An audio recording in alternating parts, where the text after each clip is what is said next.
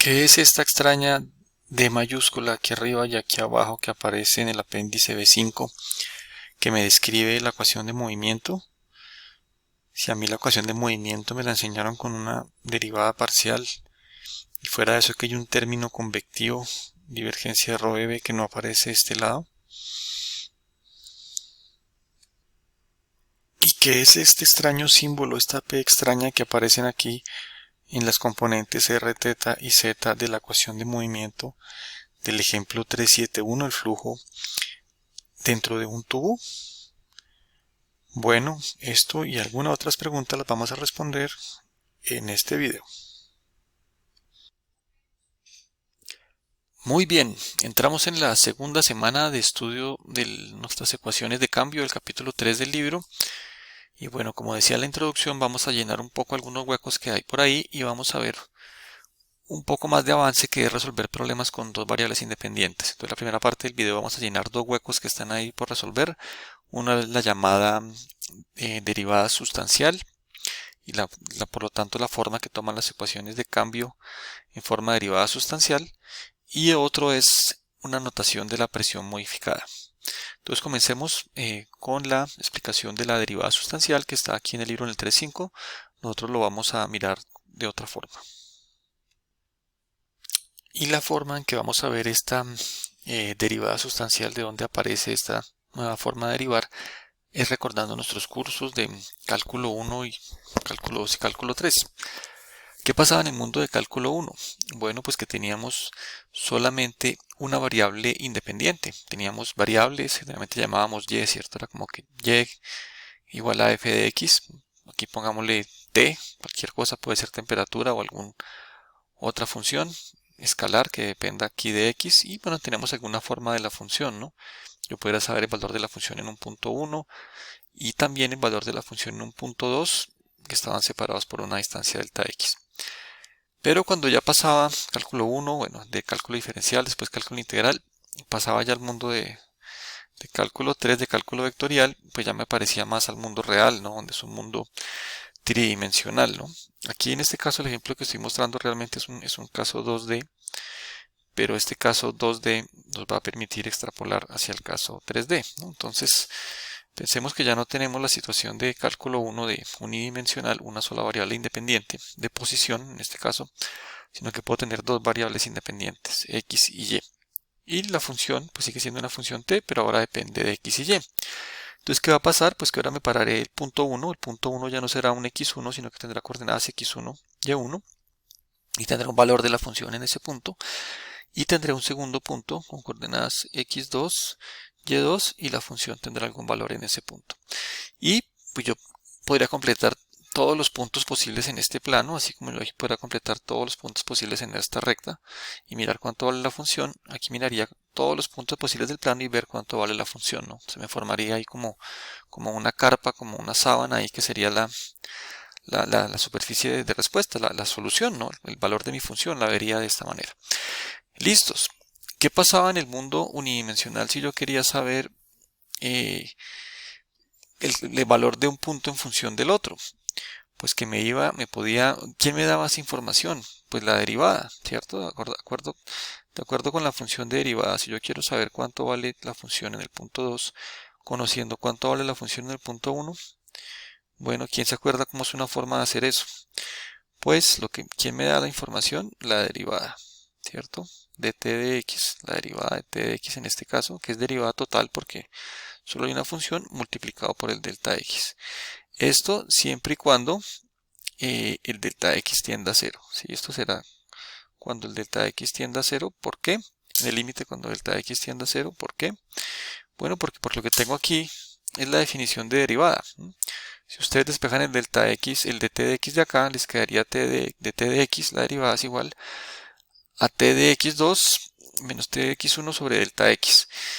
Y si son muy pequeñitos los dos, ¿no? Si x1 y x2, perdón, si el delta x es muy pequeño, si están separadas una pequeña distancia, pues yo podría mirar x1, podría mirar x2 como x1 más delta x, ¿sí? Entonces, aquí esto aplicaría para delta x muy pequeños, delta x tendiendo a 0, de manera que yo pueda aplicar la función de derivada podría hacer esto, saber cuánto vale la función en un punto a partir del otro y quién es la clave de información ahí, quién fue el que me da la información clave, pues la derivada, ¿cierto? El dt de x.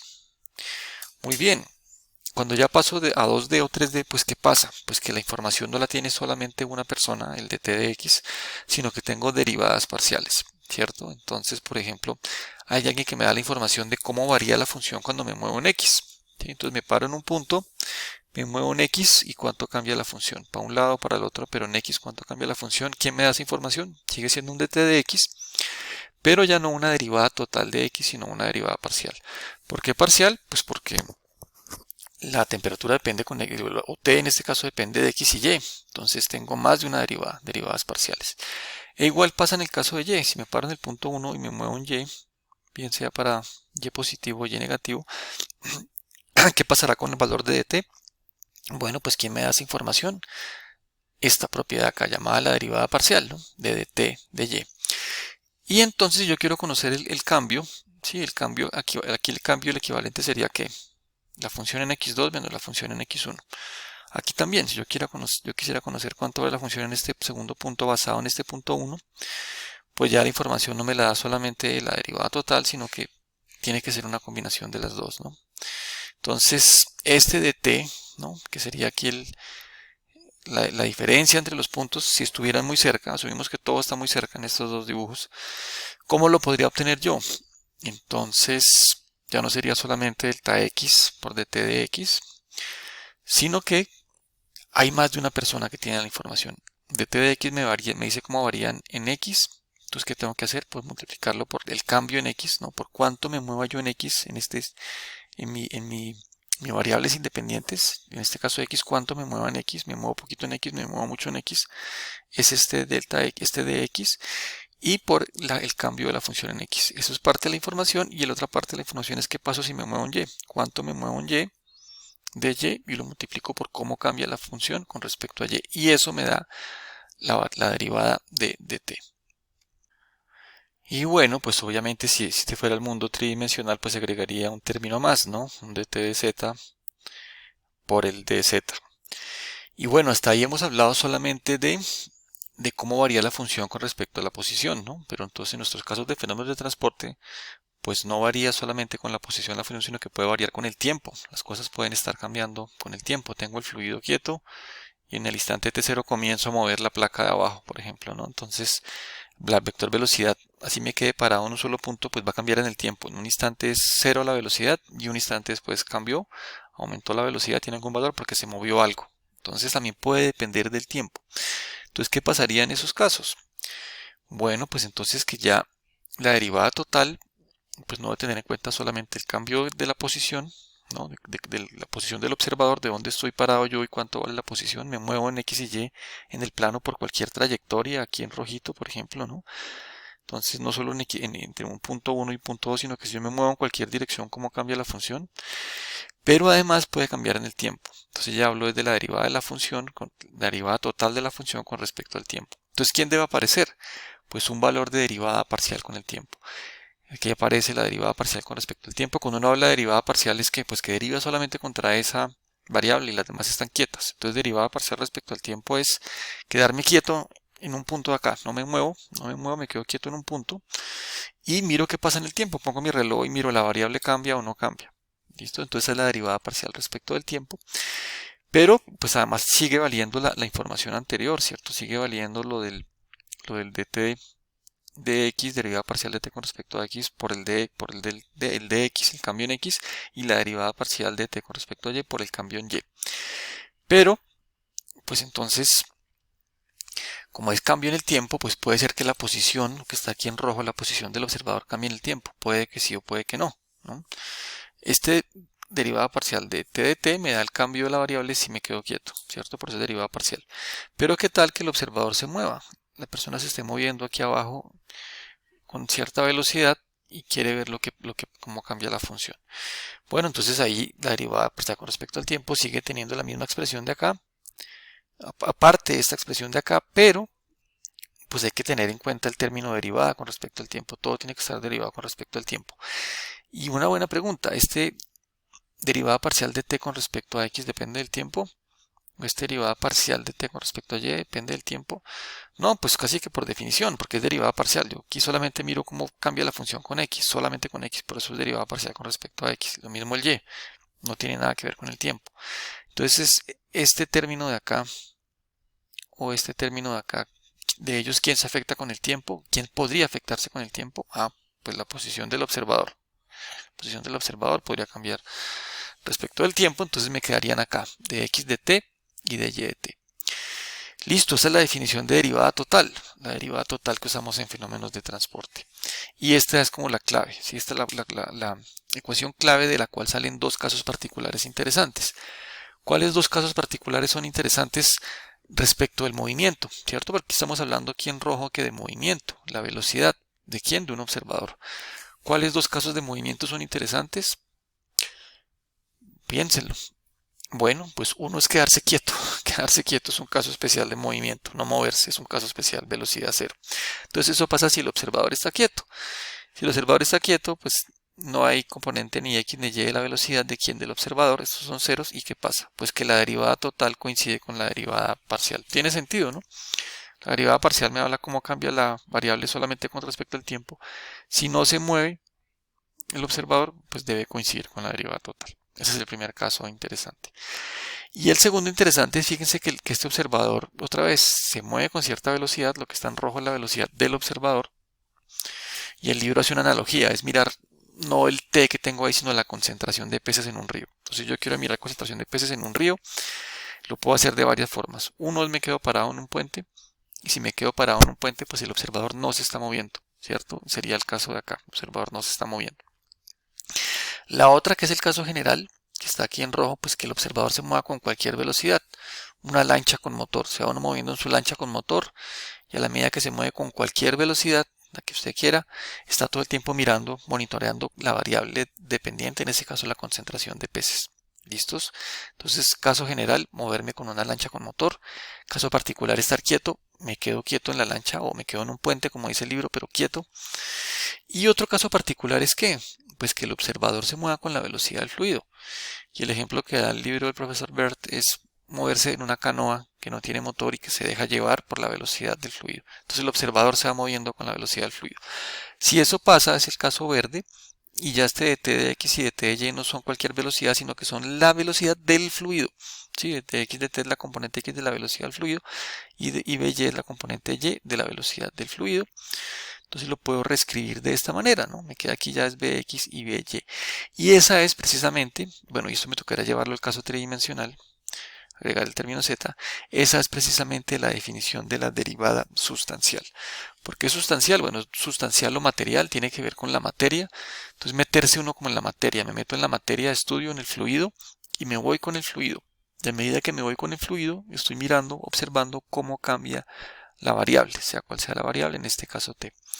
Y fíjense por notación que aquí hay un producto punto, ¿cierto? Esto que está acá, estos términos de acá, si los mirara en 3D, pues es la misma forma de un producto punto entre dos vectores. ¿Cuáles? El vector velocidad, ¿cierto? Bx, by, el vector velocidad, y un vector que tenga componentes de t de x, de t de y y de t de z. ¿Quién sería eso? Pues el gradiente de t.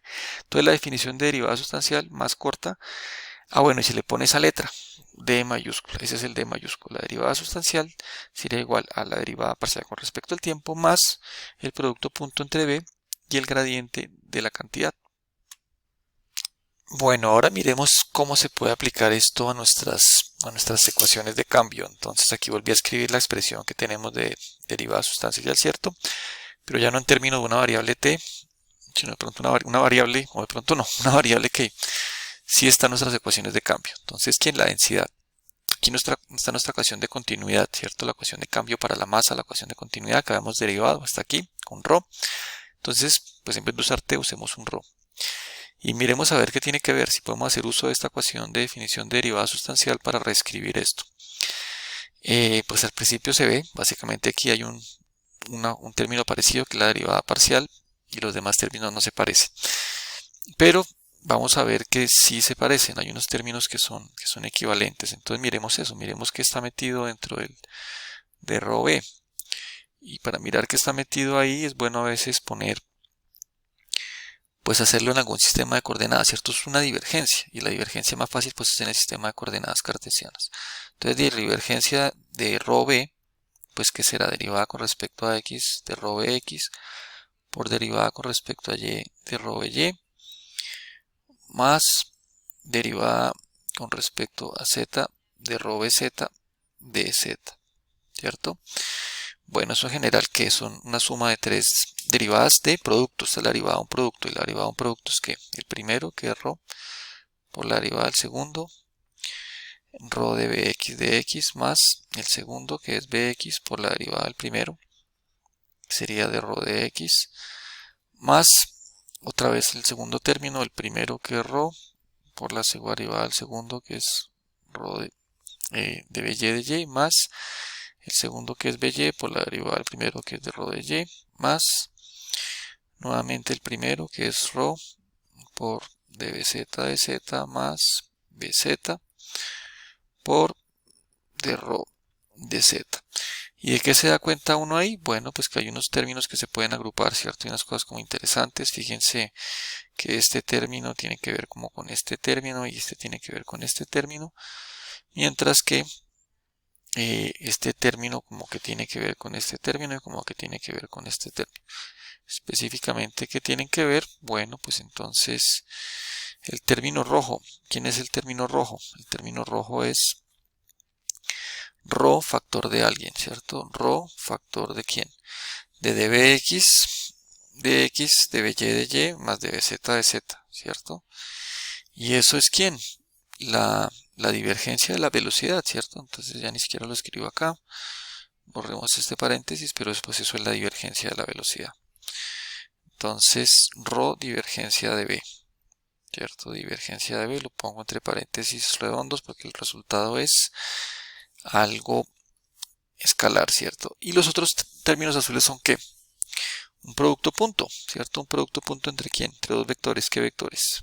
Si es bx, by, bz, pues será el vector b. ¿Y el otro vector quién es? Que tenga componentes de b, de rho, la componente x es de rho de x, componente y de rho de y, componente z de rho de z, pues adivinen quién es ese vector. Pues es el vector gradiente de rho, ¿sí? Entonces esto es igual producto punto entre b y el gradiente de rho.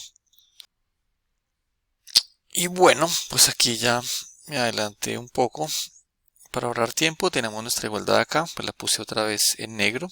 Una igualdad entre divergencia de rho b igual a rho divergencia de b más el producto punto de b por el gradiente de rho.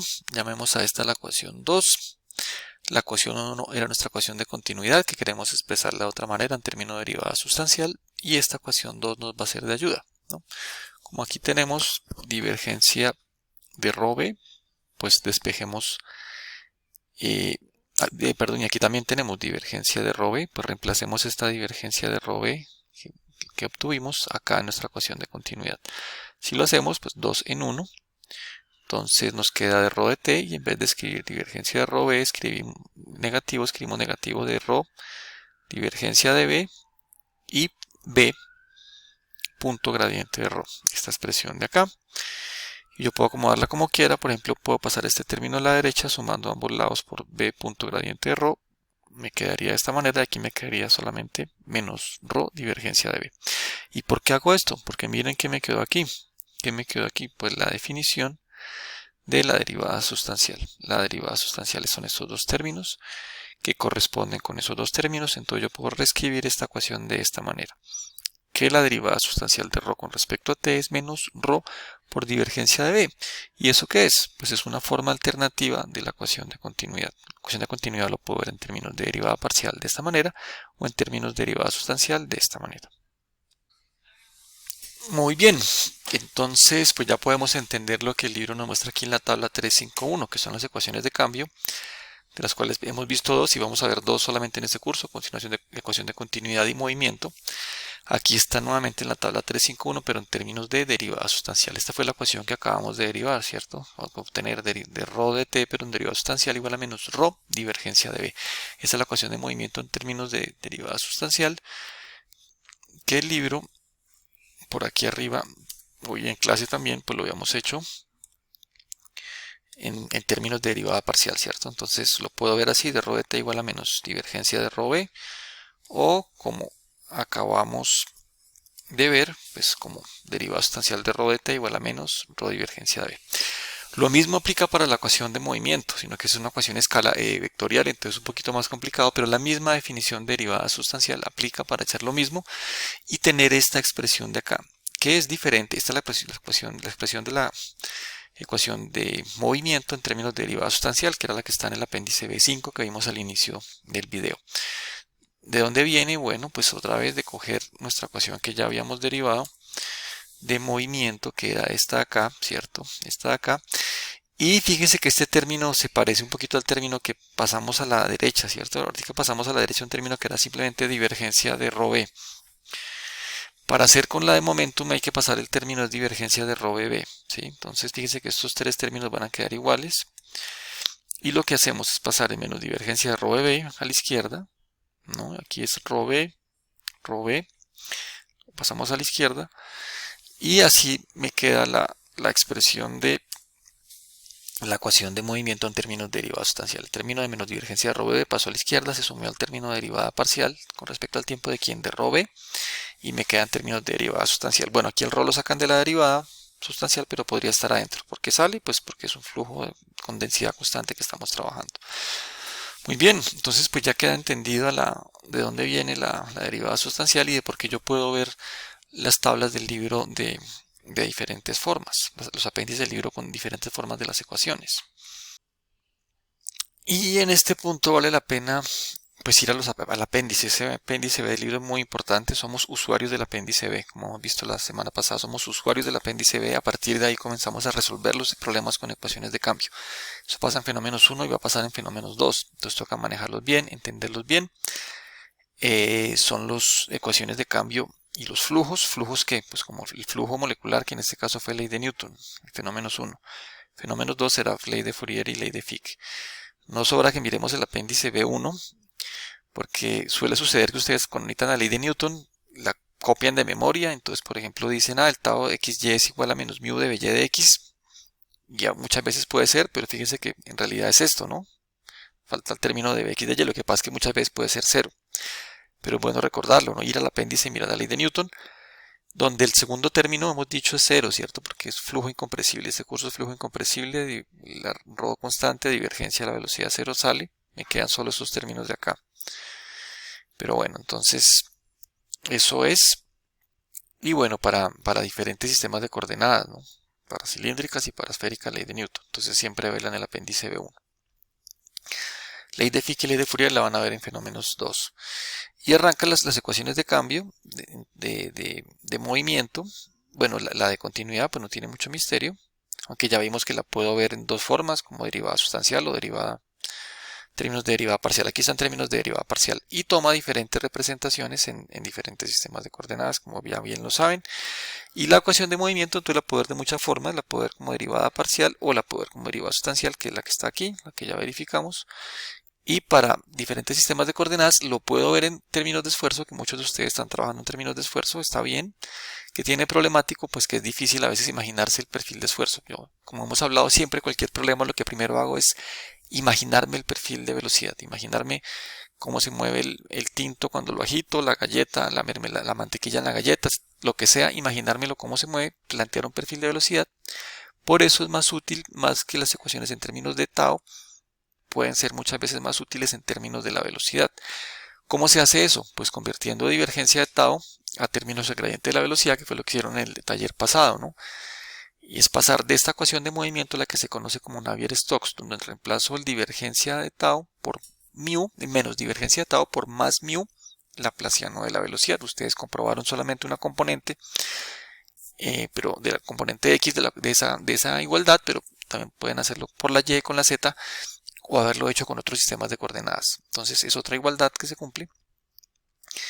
Entonces puedo tener los términos, la ecuación de movimiento, en este caso el apéndice BC, para fluido newtoniano. ¿Sí? O sea, fluido newtoniano es que la densidad es constante, ¿cierto? Newtoniano no importa cuánto sea el gradiente de la velocidad, mu es constante. Entonces no importa en qué punto del fluido esté, con el gradiente de velocidad que sea mu constante, por eso lo ponen acá, mu constante newtoniano y rho constante, flujo incompresible. Entonces la ecuación de movimiento toma esta forma, ¿no? Aquí la hemos visto. Mu laplaciano de la velocidad, bueno, aquí en términos de derivada sustancial. Y otra vez para los diferentes sistemas de coordenadas, cartesianas, esféricas y cilíndricas.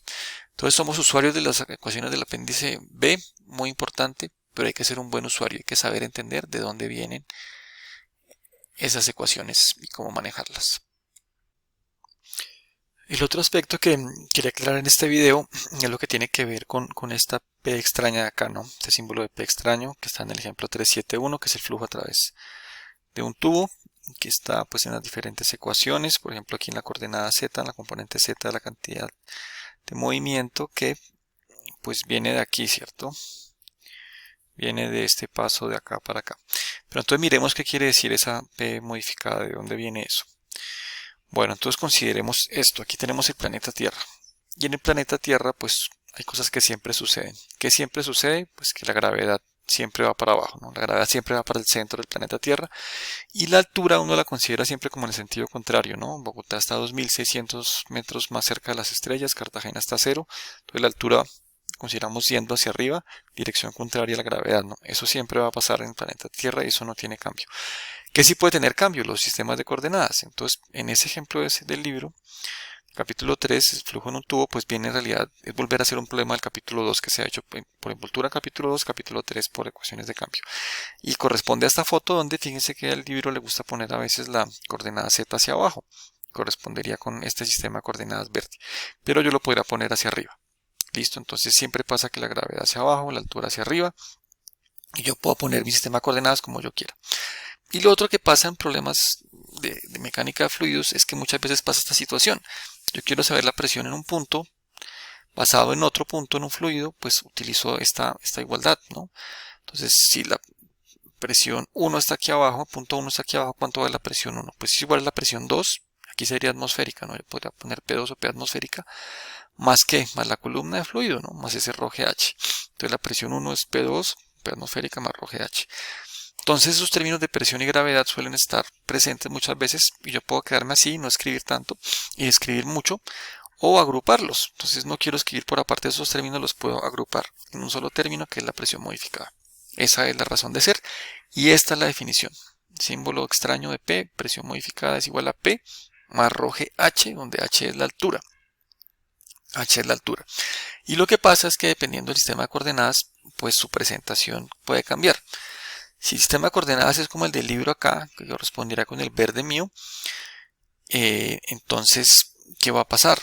Pues que el H va para arriba y Z va para abajo, ¿sí? Entonces moverme en una unidad de Z es disminuir mi coordenada, subir la altura en una unidad, aumentar H en una unidad corresponde con disminuir Z en una unidad, ¿cierto? Entonces, de acuerdo a la definición de presión modificada de P más ρ GH, pues para la coordenada Z, sería menos ρ GZ, ¿cierto? Y aquí ya vi un error que lo corrijo, en cambio para la coordenada roja que sí coincide con H, entonces ahí sí, moverme una unidad en H es moverme una unidad en Z, ¿cierto? Entonces ahí sí coincidiría y sería en rojo, en la coordenada roja, presión modificada es P más ρ GZ, en la coordenada verde es P menos ρ GZ. Entonces puede cambiar la presentación dependiendo de mi sistema de coordenadas, pero la definición es esta. Y ahora miremos cómo hacer uso de esta definición de presión modificada para el ejemplo del flujo en el tubo. Entonces, por las ecuaciones del libro queda un término menos dp de z y el término ρ GZ se convierte en ρ G, ¿cierto? Porque el sistema de coordenadas va para abajo. O sea, el sistema de coordenadas verde que tenemos en nosotros va para abajo, entonces coincide el sistema de coordenadas con G, entonces queda ρ G. Y miremos entonces cómo convertir ese menos dp de P de Z y ρ G a términos de derivada sustancial. Entonces, otra vez el caso del libro, está aquí el Z para abajo, coincide con el verde, entonces nuestra definición es esta, presión modificada es P menos ρ GZ, ¿cierto? Partimos de ahí y pues ¿qué nos toca hacer? Pues derivar, ¿no? Entonces, porque tenemos esta expresión de derivadas, entonces me toca hacer la derivada de P modificada con respecto a Z. ¿Qué hay que hacer? Pues derivar todos los términos con respecto a Z, de P de Z menos la derivada con respecto a Z del otro término que es ρ G Z. Pero pues lo que pasa ahí es que Entonces ni ρ, bueno, entonces esto me queda aquí de p de z, y ni ρ ni g dependen de z, salen de la derivada y me queda derivada de z, pues que es que 1, ¿no? Entonces, si le cambio el signo a esto, me quedaría derivada negativa de presión modificada de p de z igual a menos de p de z sin modificar más ρ g.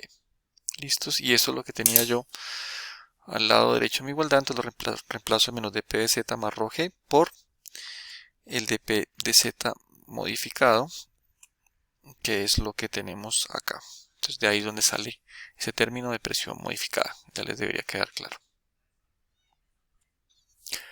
Y finalmente, el otro tema que nos corresponde para la semana número 2 de ecuaciones de variación es resolver problemas un poco más complejos, en los cuales existen, en los cuales la variable dependiente depende de dos variables independientes, ¿no? Y eso es otra de las ventajas de este método sobre el balance, del método de balance de momentum en la envoltura.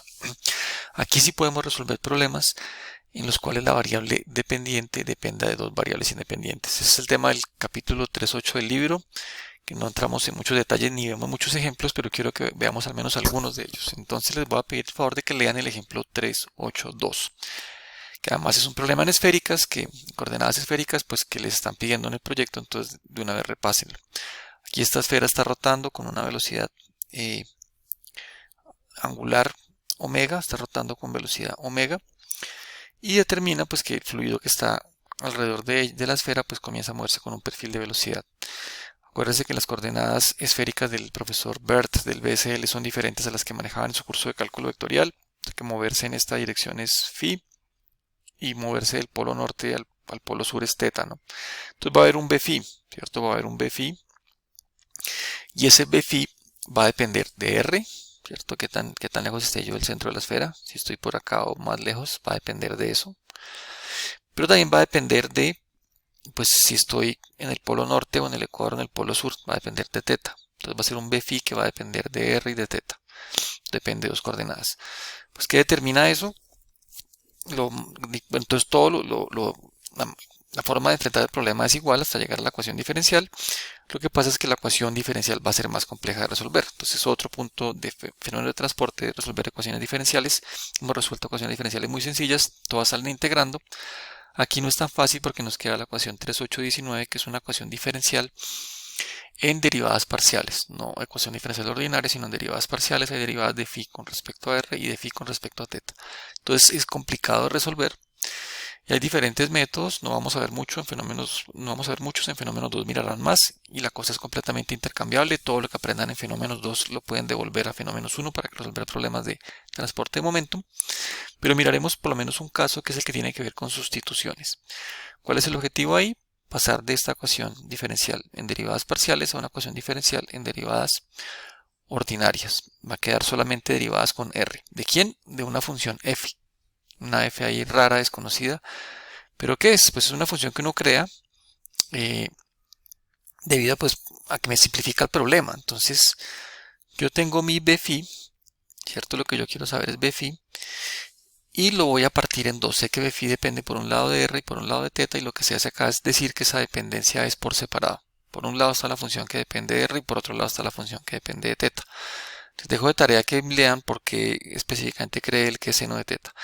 Pero es una función que uno crea y sustituye, ¿cierto? Uno crea una función bajo algún criterio y la sustituye en la ecuación diferencial, donde b a b-phi voy a poner esto acá y hago las respectivas derivadas, y lo que pasa es que mágicamente la solución, la ecuación diferencial se me simplifica y me queda solamente una ecuación diferencial ordinaria, solamente con derivadas respecto a r, la cual es nuevamente fácil de resolver.